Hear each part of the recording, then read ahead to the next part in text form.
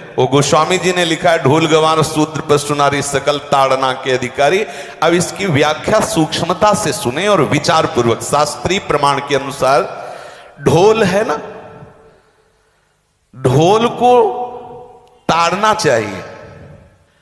ताड़ना मतलब उसको ठपाक चाहिए, और बेताल नहीं।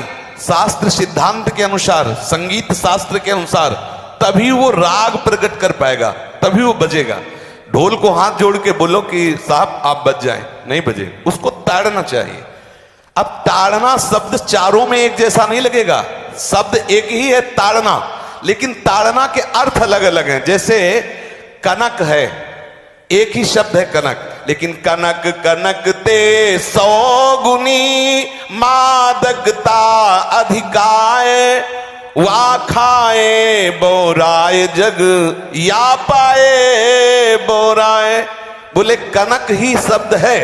जैसे ताड़ना शब्द का हम प्रयोग केवल वही समझे कि ताड़ना देना ही नहीं, उसका अर्थ अलग अलग है। जैसे कनक शब्द है, कनक को सोना भी कहते हैं और कनक को धतूरा भी कहते हैं। कनक को धतूरा भी कहते हैं। एक कनक है जिसके खाने से बावरा हो जाएगा, और एक कनक है जिसके पाने से बावरा हो जाएगा। कनक शब्द एक ही है, लेकिन दोनों का अर्थ अलग अलग हो गया। ऐसे ही ढोल में ताड़न का तात्पर्य है उसको पीटना, लेकिन वो शास्त्रीय संगीत के आधार पर उसको ताल देना।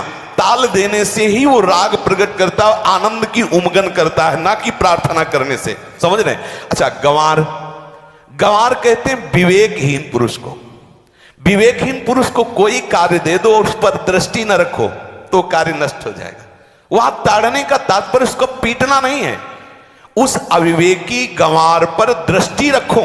जो आपने कार्य सौंपा है, जो भी कार्य उसका है, उस अविवेकी पर दृष्टि रखना ताड़ना हुआ। उस पर दृष्टि रखो, क्योंकि वो अविवेकी है, गंवार है, वो कार्य प्रणाली ठीक जानता नहीं। आप जहां त्रुटि होता संभाल लेना तो वो संभल जाए, क्योंकि वो गंवार है। और शूद्र, शूद्र का तात्पर्य होता है शूद्र। वैसे जो वर्ण व्यवस्था में शूद्र का प्रादुर्भाव सबसे श्रेष्ठ जगह से प्रादुर्भाव है। वर्णन आता है, ब्राह्मणोष मुखमाशी बाहु राजन्य कृतः उरुददस जद्वैश्या पदभ्याग्यं शूद्रो जायत।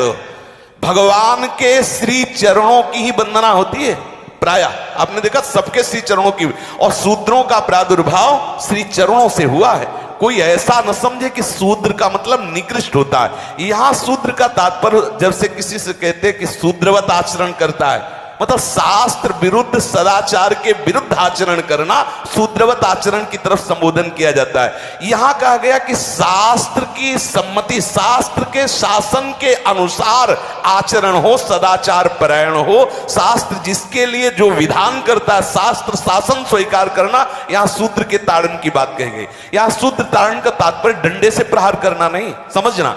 और जो चौथा कहा गया नारी, अगर स्त्री को हम ये कहें कि ताड़न से ही वो केवल काबू में रहती है, तो राष्ट्र में अपने प्रसिद्ध लक्ष्मीबाई जैसी कोई सामर्थ्यशाली वीरांगना, कोई वीरों सामने बड़े बड़े वीरों के दांत खट्टे कर दे, ऐसी बहादुर सिंघनी हुई, अंग्रेजों के दांत खट्टे कर दिए। अगर कोई समझे कि नारी केवल ताड़ने के लिए है तो उसकी मूर्खता है।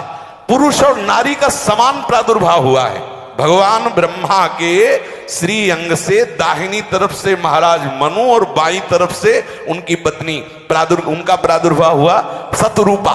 शतरूपा, अब आप बोलो, एक ही शक्ति के दो भाग हो गए, एक पुरुष रूप धारण कर लिया, एक नारी रूप धारण कर लिया। अब यहां विचार जो है कि उस नारी के ऊपर ताड़न शब्द का क्या प्रयोग है।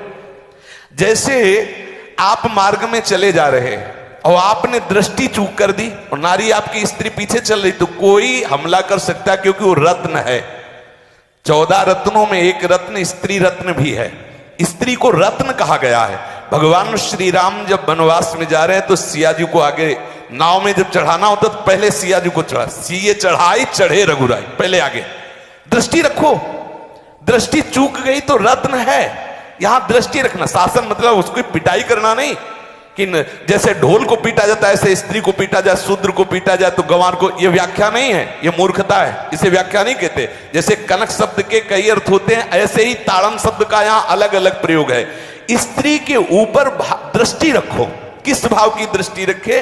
क्योंकि वो हमारे यहां रत्न की तरह है, कहीं कोई ऐसा ना हो कि कुदृष्टि वाला कोई उस पर हमला कर दे। पाणी ग्रहण संस्कार में रक्षा का भी सूत्र बताया जाता है कि आपको अभी ये समर्पित है, आप इसकी रक्षा करें। हमारे शास्त्रीय सिद्धांत में देखो, कभी भी स्त्री को अकेला छोड़ने का सिद्धांत नहीं पाया गया।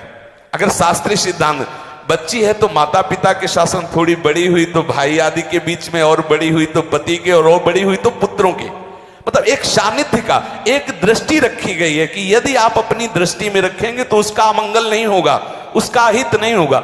ये जो जैसे मानो कोई सी स्त्री को अकेला कोई पा गया और कुमार्गगामी वृत्ति वाला हुआ, तो आज जो घटनाएं सुनने को मिलती हैं, अगर हमारी दृष्टि हो उस पर तो ऐसा नहीं हो सकता। और दूसरी बात यह है कि स्त्री को बुद्धि स्वरूपा भी माना गया। भगवान से भीष्म जी कहते हैं, मैंने अपनी कुंवारी कन्या बुद्धि को, हमारी कुंवारी कन्या है बुद्धि, सदैव सुरक्षित रखा है, आज आपके चरणों में समर्पित करते हैं। तो शास्त्र शासन के द्वारा बुद्धि को सदैव अपने अधीन रखो, कहीं बुद्धि कुमार्गगामी ना हो जाए। यहां स्त्री के ताड़न का केवल एक सूत्र है कि आप उस पर दृष्टि बनाए रखें, कहीं स्त्री रत्न कहीं अपवित्र ना हो जाए, कहीं दूसरे का किसी तरह से कुमार्गगामी लोगों का ऐसा कोई बर्ताव ना हो जाए, इसलिए सावधान। वहां उसको पीटने का शब्द नहीं है कि ढोल गवार शूद्र पर सुनारी सकल ताड़ना के अधिकारी। ताड़ना का तात्पर्य वहां पीटना नहीं तो विद्वता में देखो तो एक से एक, साधुता में देखो तो एक से एक, वीरांगना देखो एक से एक, ऐसा नहीं कह सकते। क्योंकि जो सामर्थ्य पुरुष में, वही सामर्थ्य भगवान ने स्त्री में भी दी,